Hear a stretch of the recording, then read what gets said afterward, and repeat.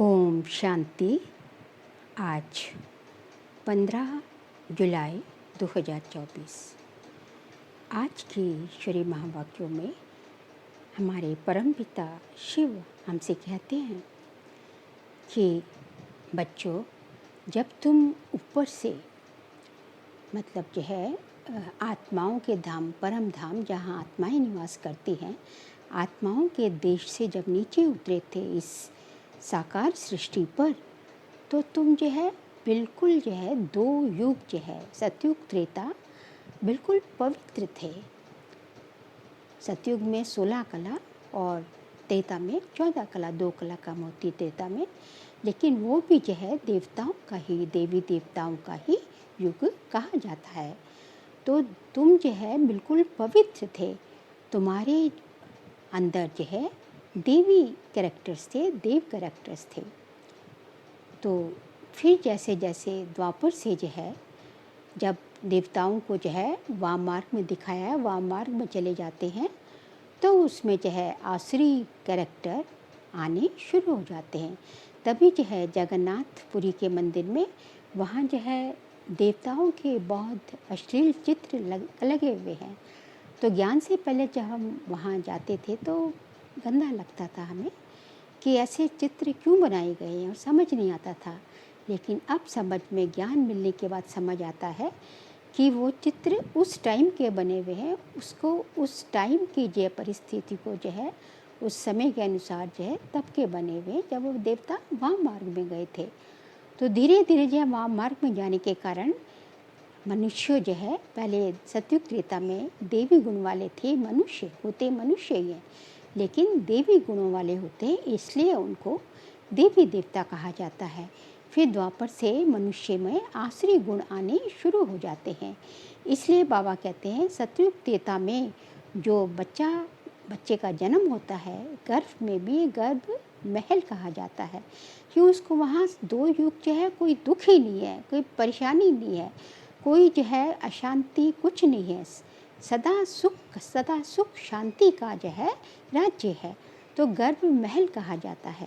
लेकिन द्वापर से फिर जो है जब वाम मार्ग में आते हैं, जब विकार आने शुरू होते हैं, तो गर्भ में भी उसको गर्भ जेल कहा जाता है, और बाहर भी जो है सारे मनुष्य जो है रावण राज्य होता है, मतलब विकारों का आधिपत्य होता जाता है। तो सारे मनुष्य जो है विकारों की जेल में फंसे पड़े रहते हैं। इसलिए बाबा कहते हैं कि दुख अशांति का कारण यही, जो अभी बाबा ने आज 2 कारण बताए कि एक तो जो है गर्भ जेल में जो दुख भोगता है आत्मा, और फिर जो है जो रावण की जो है आसुरी जेल में, रावण की जेल में जो मनुष्य आत्माएं जो है बंधी पड़ी रहती है रस्सियों से, जो है मोटी मोटी रस्सियों से, विकारों की रस्सियों से जो है जो बंधी होती है, तो उसके कारण जो है सारा दुख अशांति सारा भोगता है। फिर जैसे संगम पर जो है बाबा आते हैं, भगवान का सृष्टि में अवतरण होता है, तो हम जो बाबा के बच्चे ज्ञान में आ जाते हैं, तो धीरे धीरे जो है हमारे में जो है बाबा का ज्ञान लेने के बाद जो है परिवर्तन आना शुरू होता है, और जो विकारों रूपी रस्सियाँ भी जो है ढीली पड़नी शुरू होती है। तो बाबा तभी भी कहते हैं कि मोटी मोटी रस्सियाँ तो जो बच्चे, बाबा के बच्चे अर्थात ब्राह्मणों के अंदर नहीं होती, मोटी मोटी रस्सियों से तो नहीं बंधे होते, लेकिन सूक्ष्म धागे, जो सोने के धागे जिनको बाबा कहते हैं, मतलब किसी के नाम रूप में फंसना जो है, किसी के ऊपर अट्रैक्शन जाना, अभी अपने देह का अभिमान होना या अपनी किसी विशेषता का अभिमान होना, ये सब जो है सूक्ष्म रस्सियाँ हैं। तो जो है उनसे जो है फंसे, उनमें जो है उनसे मुक्त नहीं होते, उनके लिए जो है जो बंधन कहलाए जाते हैं, ये सूक्ष्म बंधन कहलाए जाते हैं। और इनको भी जो है जब आत्मा जो है इनको भी क्रॉस कर जाती है, इनको भी जो है जब जो है अपने पुरुषार्थ से, जैसों के पुरुषार्थ से जब इनके ऊपर विजय पा लेती है, तब वो जो है जाके जो है बंधन मुक्त जो है स्थिति को पाती है और कर्मातीत बनती है। फिर बाबा ने आगे कहा कि जो है जो जनरली जो ब्राह्मणों में क्या होता है कि जो है वो किसी की भी जो है कोई भी जो है क्या बोलते हैं कि जो है किसी दूसरी की बात, सुनी सुनाई बातों पर बहुत जल्दी विश्वास कर लेते हैं। मतलब जिसको यहाँ की लौकिक साकारी दुनिया की भाषा में, लौकिक दुनिया की भाषा में कहा जाता है कि कान के कच्चे होते हैं। तो जब सुनी सुनाई बातों में विश्वास कर लेते हैं तो बात असल में कुछ और होती है, और बात जो उनके कान में पहुंचती है कुछ और रूप बदल के पहुंचती है। तो अपनी स्थिति जो है वो कि बिगड़ किसी कारण के वश बहुत बार जो है, अधिकांश समय जो है अपनी स्थिति जो है इतना ऊपर नीचे कर देते हैं कि फिर स्थिति को संभालने में बहुत टाइम लग जाता है। तो इसलिए बाबा कहते हैं कि सुनी सुनाई बातों पर कभी भी विश्वास नहीं करना चाहिए। फिर बाबा ने कहा कि कई ब्राह्मण बच्चों के अंदर, बाबा ने आज वर्ड यूज़ किया है कि शैतानी होती है। शैतानी का मतलब है कि कोई भी चीज़ जो तुम बाहर दिखा रहे हो वो अंदर नहीं है, या अंदर है और बाहर नहीं दिखा रहे, तो मतलब सच्चाई सफाई नहीं होती। बाबा के बच्चे बनने का एक मूल जो है सिद्धांत यही है, जो बाबा को बहुत प्रिय है और बाबा के बहुत समीप है, वो है सच्चाई सफाई रखना बाबा के साथ। तो जितना आपका दिल सच्चा साफ होगा उतना आप जो है बाबा को बहुत नज़दीक आएंगे, बाबा को बहुत प्रिय लगेंगे। फिर बाबा कहते हैं कि धीरे धीरे जो है पहले देह अभिमान रहता है, जो है द्वापर कलयुग में, सतयुग त्रेता में देही अभिमानी होते हैं। मतलब आत्मे नेचुरल जो है सोल कॉन्शियस स्टेज होती है, पता भी नहीं होता हम सोल कॉन्शियस है, लेकिन नेचुरल होती है, आत्मा को ही देखते हैं। और द्वापर से फिर जो है देह अभिमान जो है मतलब शरीर को देखने लग जाते हैं। तो बाबा कहते हैं अब बाबा के ज्ञान में आने के बाद हमें देही अभिमानी बनने का पूरा पुरुषार्थ करना है जो है, और जो है अपनी आई को सिविलाइज जो है, मतलब जिसको बाबा कहते हैं संपूर्ण सिविलाइज जब बन जाएंगे तभी तुम जो है संपूर्ण निर्विकारी बन के संपूर्ण निर्विकारी दुनिया में जाएंगे। इसलिए जो है हमें क्या बनना है, हमें जो है पूरी तरह से संपूर्ण निर्विकारी जो है बनना है, संपूर्ण देही अभिमानी बनना है। फिर बाबा ने कहा कि जो है कोई भी कर्म जो है आप जो है त्रिकालदर्शी सीट पर सेट होके करेंगे। आज की पूरी मुरली जो है बाबा की देह अभिमानी और देही अभिमानी पर है। उसको बाबा ने भिन्न भिन्न ढंग से जो है उसको जो है बताया है। सारी मुरली जो है देह अभिमानी और देही अभिमानी के ऊपर है। फिर आगे जो है बाबा ने जो है कहा है कि जब कोई कम कर्म जो है तुम त्रिकालदर्शी स्थिति पर स्थित होकर करेंगे तो जो है कार्य आपका जो है सही होगा और आत्मा जो है कार्य ठीक होगा और आत्मा शक्तिशाली बनती जाएगी। क्योंकि जो है त्रिकालदर्शी सीट पे सेट होकर कर्म करना मतलब कि हर कर्म के आदि मध्य अंत को देखते हुए, मतलब जब हम जो कोई कर्म करते हैं तो उसमें तो स्वाभाविक है कि परिस्थिति भी आएंगी, माया भी आएगी, आत्माओं की बाधाएं किसी भी फॉर्म में, विघ्न जो है किसी भी रूप में आ सकता है। तो हम जो है यदि पहले से जो है ये सोच के चलेंगे, ये पहले उसका चिंतन करके चलेंगे कि ये कर्म कर रहे हैं तो इस तरह का कुछ भी हो सकता है। क्योंकि परिस्थिति तो परिस्थिति है, बाहर से आ रही है, लेकिन स्थिति अपनी वो होता है सो स्थिति को स्थिति कहा जाता है। स्थिति का संधि विच्छेद करेंगे तो सो स्थिति, लेकिन हमारी स्थिति यदि शक्तिशाली है तो परिस्थिति जो है टिक नहीं सकती और हम उस पर जरूर विजय पा लेंगे। इसलिए ज़रूरत है कि हर कर्म सोच विचार के जो है करने की, त्रिकालदर्शी सीट पर सेट होकर करने की। फिर बाबा ने जो है अंत में कहा कि जो है ये संगम युग जो है ये जो है योग और ज्ञान से शक्ति संपन्न, योग और ज्ञान से संपन्न बनने का युग है। योग से मतलब आप शक्तिशाली बन रहे हैं और ज्ञान से संपूर्ण बन रहे हैं। संपन्न और संपूर्ण बनने का युग है ये संगम युग की हमें प्रारब्ध है, जो कि हम सतयुग त्रेता स्वर्णिम युग में पाते हैं। इन सब बातों को विस्तार से जानने के लिए सुनते हैं आज के ईश्वरीय महावाक्य। बाबा कहते हैं, मीठे बच्चे, देह अभिमान आसुरी कैरेक्टर है, उसे बदलकर अपने कैरेक्टर्स देवी कैरेक्टर्स धारण करो तो रावण की जेल से छूट जाएंगे। देह अभिमान आसुरी कैरेक्टर है, उसे बदल देवी कैरेक्टर देव कैरेक्टर धारण करो तो रावण की जेल से छूट जाएंगे। प्रश्न है, हर एक आत्मा अपने पाप कर्मों की सजा कैसे भोगती है, उससे बचने का साधन क्या है? उत्तर है, हर एक अपने पापों की सजा एक तो गर्भ जेल में भोगती है, दूसरा, रावण की जेल में अनेक प्रकार के दुख उठाती है। बाबा आया है तुम बच्चों को इन जेलों से छुड़ाने। इससे बचने के लिए सिविलाइज्ड बनो। ओम शांति। ड्रामा के प्लान अनुसार बाप बैठ समझाते हैं कि बाप ही आकर रावण की जेल से छुड़ाते हैं, क्योंकि सब क्रिमिनल पाप आत्माएं हैं। सारी दुनिया के मनुष्य मात्र क्रिमिनल होने के कारण रावण की जेल में हैं। फिर जब शरीर छोड़ते हैं तो भी गर्भ जेल में जाते हैं। बाप आकर दोनों जेलों से छुड़ाते हैं।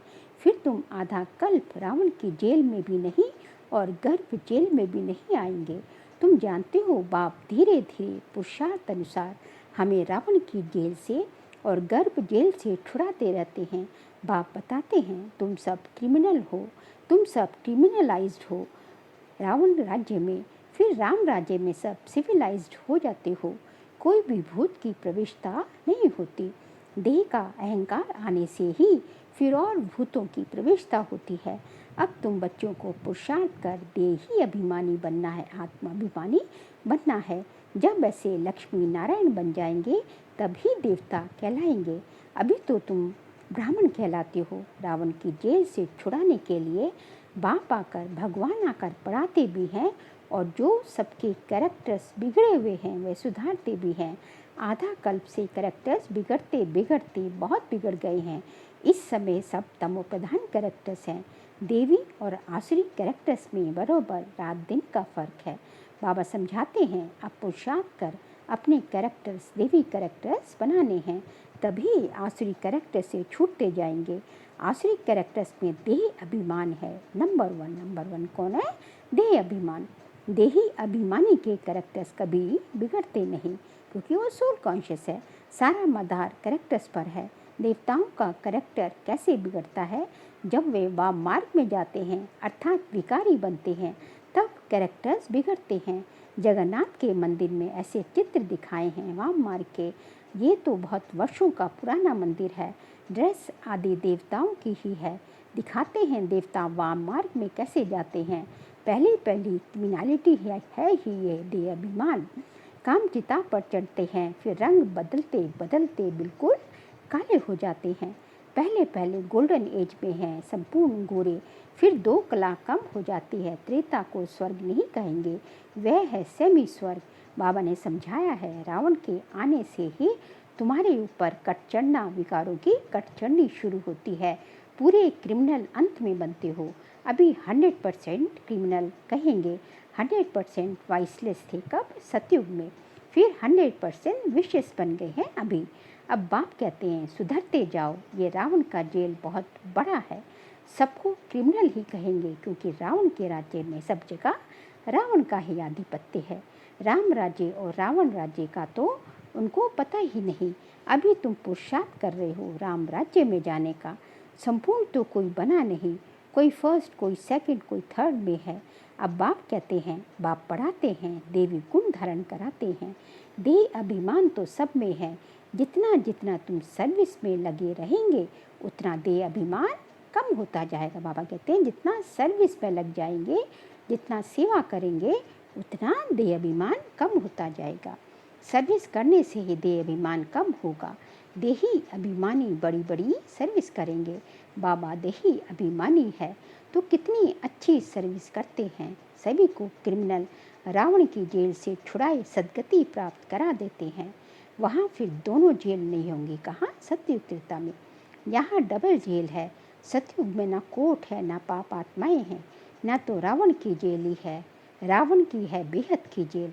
सभी 5 विकारों की रस्सियों में बंधे हुए हैं। अपरम अपार दुख है। दिन प्रतिदिन दुख वृद्धि को पाता रहता है। सतयुग को कहा जाता है गोल्डन एज, त्रेता को सिल्वर एज। सतयुग वाला सुख त्रेता में नहीं हो सकता, क्योंकि आत्मा की 2 कला कम हो जाती है। आत्मा की कला कम होने से शरीर भी ऐसे हो जाते हैं। तो ये समझना चाहिए कि बरोबर हम रावण के राज्य में देह अभिमानी बन पड़े हैं। अब बाप आया है रावण की जेल से छुड़ाने के लिए। आधा कल्प का देह अभिमान निकलने में देरी तो लगती है, बहुत मेहनत करनी पड़ती है।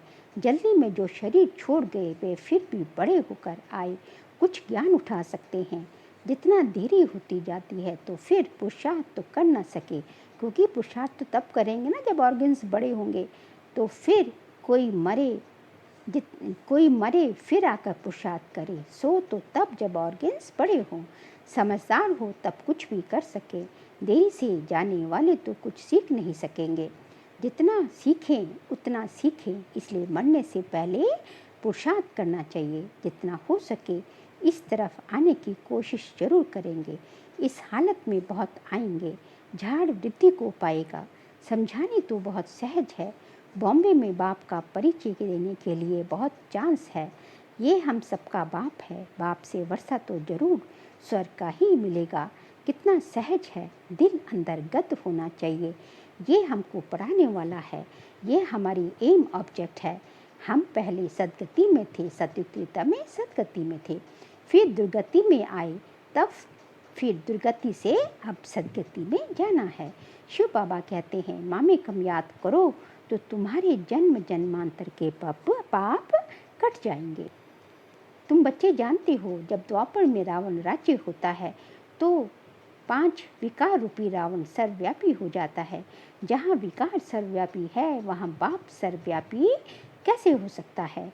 सभी मनुष्य पापात्माएं हैं ना। बाप सम्मुख है तब तो ऐसे कहते हैं कि मैंने कहा ही नहीं है, उल्टा समझ गए हैं। उल्टा समझते विकारों में गिरते गिरते, गालियाँ देते देते भारत का ये हाल हो गया है। क्रिश्चियन लोग भी जानते हैं कि 5000 वर्ष पहले भारत स्वर्ग था, सभी सतो प्रधान थे। भारतवासी तो लाखों वर्ष कह देते हैं, क्योंकि तमो प्रधान बुद्धि बन पड़े हैं। वह फिर ना इतना ऊंच बने ना इतना नीच बने। कौन? क्रिश्चियन लोग जो बाद में आते हैं। वहाँ तो समझते हैं बरोबर स्वर्ग है, वहाँ तो समझते हैं बरोबर स्वर्ग था। बाप कहते हैं ये ठीक कहते हैं। 5000 वर्ष पहले भी मैं तुम बच्चों को रावण की जेल से छुड़ाने आया था, अब फिर छुड़ाने आया हूँ। आधा कल्प है राम राज्य, आधा कल्प है रावण राज्य। बच्चों को चांस मिलता है तो समझाना चाहिए। बाबा भी तुम बच्चों को समझाते हैं, बच्चे ऐसे ऐसे समझाओ। इतने अपरंपार दुख क्यों हुए हैं? पहले तो अपरम अपार सुख थे जब इन लक्ष्मी नारायण का राज्य था। ये सर्वगुण संपन्न थे। अब ये नॉलेज है ही, नर से नारायण बनने की पढ़ाई है, इसमें देवी कैरेक्टर्स बनते हैं। इस समय रावण के राज्य में सभी के कैरेक्टर्स बिगड़े हुए हैं, मतलब सब आसुरी कैरेक्टर्स बन गए हैं। सबके कैरेक्टर सुधारने वाला तो एक ही राम है।